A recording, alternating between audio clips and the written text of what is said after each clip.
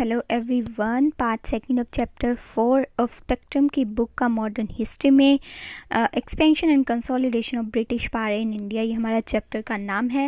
And इससे पहले जो हमने फर्स्ट पार्ट देखा था उसमें हमने द ब्रिटिश इम्पीरियल हिस्ट्री को देखा था। एंड आज जो हम बात करेंगे वो causes of British success in India, and उसके अंदर आपको डिफरेंट पॉइंटर्स देखने को मिल रहे होंगे यहाँ पे, तो ये हम आज डिस्कस करेंगे। ठीक है, उससे पहले थोड़ा इंट्रो में मैं बता देती हूँ आपको। तो जो इंटायर प्रोसेस था एक्सपेंशन एंड कंसोलिडेशन का, क्योंकि हम पढ़ ही रहे हैं ना expansion and consolidation of British power, तो ये जो पूरा प्रोसेस था इसका कि ब्रिटिश पावर कैसे जो है वो एक्सपेंड होती है भारत के अंदर, तो ये काफ़ी लंबा प्रोसेस था। ठीक है, एक तो इन दिस 100 ओल्ड ईयर्स जो इंग्लिश मैन थे उन्होंने काफ़ी सारे डिप्लोमेसीज का इस्तेमाल करके, मिलिट्री टैक्टिक्स का इस्तेमाल करके वो आगे जो है ग्रेजुअली बढ़ते चले गए, एंड फाइनली वो एक बहुत बड़ा emerge as a big ruler जो है वो उभर के सामने आए। ठीक है, एंड उन्होंने वॉर एंड एडमिनिस्ट्रेटिव पॉलिसीज़ का भी काफ़ी जो है अच्छा इस्तेमाल किया अपनी पावर को कंसोलिडेट करने के लिए एंड एक्सपैंड करने के लिए पूरे भारत के अंदर, इन द एंटायर इंडिया के अंदर। ठीक है, एंड तो अगर आपको पॉइंटर्स के रूप में चाहिए तो सबसे पहले आपको ये याद रखना है कि इनकी जो डिप्लोमेटिक पॉलिसीज़ रही, ठीक है, वॉर इन्होंने बहुत सारे लड़े एंड ग्रेजुअली बढ़ते चले गए आगे, एडमिनिस्ट्रेटिव पॉलिसीज़ थी इनकी, ठीक है, एंड मिलिट्री टैक्टिक्स का भी इन्होंने सहारा लिया। ठीक है, एंड जो ब्रिटिशर्स थे उन्होंने मतलब कि काफ़ी ज़्यादा एक्सप्लॉयटेशन भी की भारत के अंदर अपने मतलब कि आपको इस्टेब्लिश करने के लिए, और काफ़ी ज़्यादा फोर्सेस भी अप्लाई की to maintain their status in the India. Okay, तो अब हम जो है वो पॉइंटर्स के अकॉर्डिंग देख लेते हैं कि क्या कॉजेज रहते हैं कि जो ब्रिटिशर्स है वो सक्सेसफुल रहे भारत के अंदर। ठीक है, तो फर्स्ट हमारा पॉइंट है सुपीरियर आर्म्स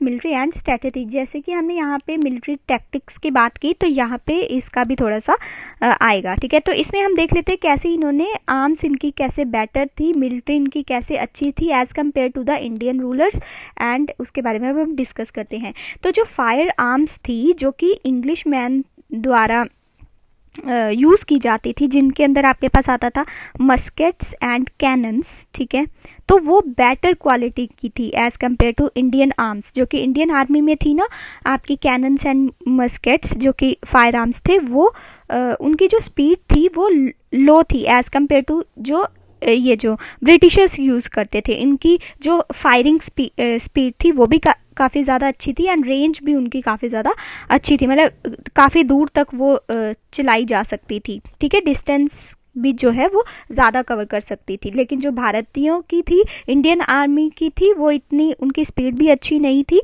एंड रेंज भी अच्छी नहीं थी। ठीक है, मतलब अवेलेबल तो थी इंडियन रूलर्स के पास, पर उतनी बेटर क्वालिटी की नहीं थी इंडियन रूलर्स की। ठीक है, लेकिन आगे जाके क्या होता है कि जो इंडियन रूलर्स होते हैं ना वो इम्पोर्ट कराना शुरू कर देते हैं फ्रॉम द यूरोप, ये जो आर्म ये होते हैं फायर आर्म्स होती हैं, इनको इंपोर्ट कराने स्टार्ट कर देते हैं and employed European officers to train their troops, कि मतलब कि ब्रिटिशर्स को ही वो लगा देते थे इंडियन रूलर्स कि आप ही हमें ट्रेन करो कि कैसे इनको चलाना है। ठीक है, एंड लेकिन जो इंडियन मिलिट्री ऑफिसर्स थे वो उस तरीके के अच्छे मिलिट्री में नहीं उभर के सामने आ सके जैसे English armies and English officers थे उस टाइम पे, and in the absence of originality जो मिलिट्री ऑफिसर्स थे and armies of Indian ruler became mere the imitators, सिर्फ वो मतलब इमिटेट करके ही रह गए, एज अ मतलब सेल्फ इंडिपेंडेंट के तौर पे काफ़ी ज़्यादा स्ट्रॉन्ग उभर के सामने नहीं आए। कौन? Indian rulers. ठीक है, तो ये पहली बात रही कि ब्रिटिशर्स जो थे वो सक्सेसफुल रहे क्योंकि उनकी आर्म्स जो थी वो काफ़ी अच्छे तरीके की थी एज़ कम्पेयर टू द भारतीय जो रूलर्स थे की जो मिलिट्री थी उसके अकॉर्डिंग। ठीक है, सेकंड पॉइंट हमारे पास आता है better military discipline and regular salary. तो इसमें रेगुलर सैलरी जो है वो पे की जाती थी किसके द्वारा? जो ब्रिटिशर्स थे, लेकिन वहीं जो भारतीय रूलर्स थे, ठीक है, इंडियन रूलर्स थे, वो उनको रेगुलर सैलरी नहीं दिया करते थे। ठीक है, on their part most of the Indian ruler did not have enough money, उनके पास इनफ मनी भी नहीं होती थी, क्योंकि वो लड़ाइयाँ ब्रिटिशर्स के साथ लड़ाई लड़ते थे, तो उसी में ही जो है ज़्यादा पैसा खर्च हो जाता था। तो फिर वो उनको जो उनके मिलिट्री में काम करने वाले जो लोग थे उनको कहाँ से वो पैसा देंगे, तो वो रेगुलरली सैलरी प्रोवाइड नहीं करवा पा रहे थे। आगे जाके the Marathas at that time diverted their military campaign to collect the revenue so as to pay their troops. Marathas ने फिर खुद ही जो है वो ऐसे कैंपेन्स वगैरह चलाए कि जिसमें वो रेवेन्यू को कलेक्ट करते थे एंड मिलिट्री मैंस को जो है वो अपने ट्रूप्स को जो है वो सैलरी प्रोवाइड करते थे।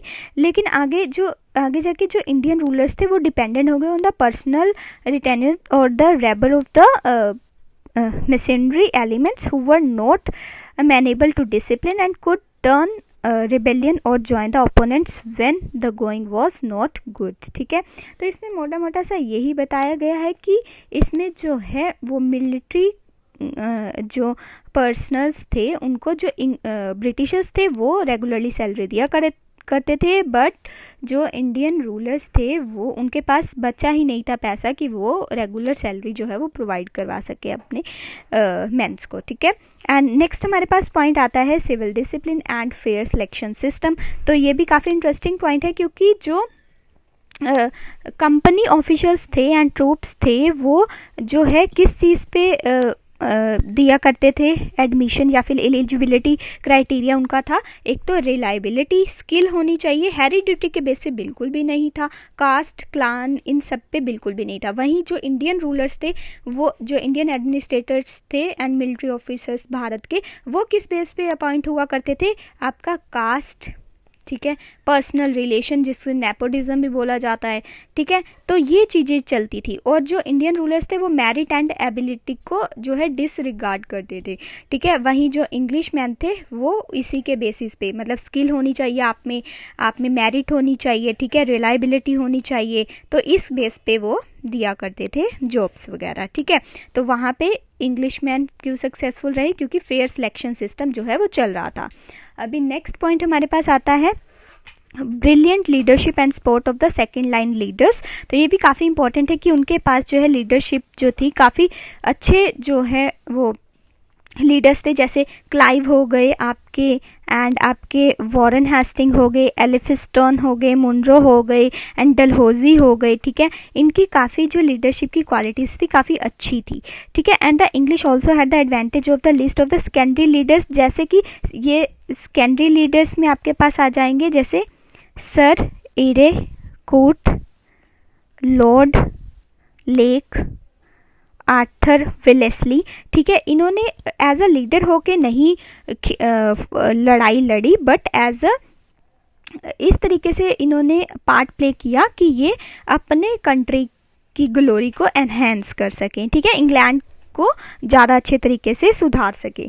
ठीक है, और उसी साइड पे इंडियन साइड पे कौन से ब्रिलियंट लीडर्स का नाम सामने आता है, तो वो आपके पास आता है, मैं यहाँ लिख देती हूँ, हैदर अली, टीपू सुल्तान, कुलीच खान, ठीक है, माधव राव। तो ये जो लीडर्स थे ये भारतीयों की तरफ से थे। ठीक है, माधव राव सिंधिया जो थे। ठीक है, एंड उसके बाद जसवंत राव होलकर भी थे, लेकिन but they often lack the team of the second line trade personnel. अब सेकेंड लाइन ट्रेड पर्सनल में हमने इंग्लिश मैन में तो देख लिए थे, ये तीनों की हमने बात की, Arthur Wellesley, Lord Lake and Eric Coote, लेकिन भारत की साइड पे सेकंड लाइन लीडर्स नहीं थे। तो ये भी एक कारण रहता है कि सेकंड लाइन लीडर्स यहाँ पे नहीं प्रेजेंट थे, तो वो वहाँ पे सक्सेसफुल रहे ब्रिटिशर्स। ठीक है, वर्स्ट ऑफ ऑल, मतलब इससे भी बुरा हुआ जब Indian leaders were as much fighting against one and other. जो भारतीय रूलर्स थे वो आपस में ही लड़ते रहते थे। ठीक है, एंड उनको ये था कि बस हमारी डायनेस्टी जो है वही सामने उभर के स्ट्रॉन्ग खड़ी रहे एंड दूसरी जो डायनेस्टी है उसको डिग्रेड किया करते थे वो। तो यहाँ पे consciousness of India was lacking. ठीक है, तो इस वजह से भी जो है ब्रिटिशर्स जो है वो सक्सेसफुल रहे भारत के अंदर। तो ये कुछ कारण है। एंड नेक्स्ट अब बात कर लेते हैं, इसको क्लियर कर देती हूँ।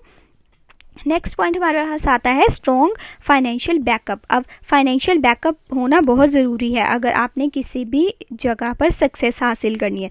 तो जो the income of company was adequate enough to pay its shareholders handsome dividends as also to finance the English wars in India. और आगे जाके England was earning fabulous profit क्योंकि ट्रेड किया करते थे वो भारतीयों के साथ and rest of the world, मतलब सभी, मतलब पूरे वर्ल्ड के साथ वो ट्रेड किया करते थे. ठीक है, तो ये यहाँ से इनको क्या मिल रहा था, फाइनेंशियल सपोर्ट मिल रही थी. ठीक है, वहाँ पे भारत में क्या हो रहा था कि जो हमारे नेटिव जो इंडस्ट्रीज़ थी वो डिस्ट्रॉय हो चुकी थी ब्रिटिशर्स के आने से, तो वहाँ पे फाइनेंशियल सिचुएशन जो है वो डिक्रीज़ हो रही थी. यही वजह रही कि इंग्लैंड जो ब्रिटिशर्स थे उनका स्ट्रॉन्ग फाइनेंशियल बैकअप रहा. ठीक है, उसके बाद नेक्स्ट पॉइंट हमारे पास आता है नेशनलिस्ट प्राइड. तो ये हमारा लास्ट पॉइंट है कॉजेज ऑफ ब्रिटिश सक्सेस में.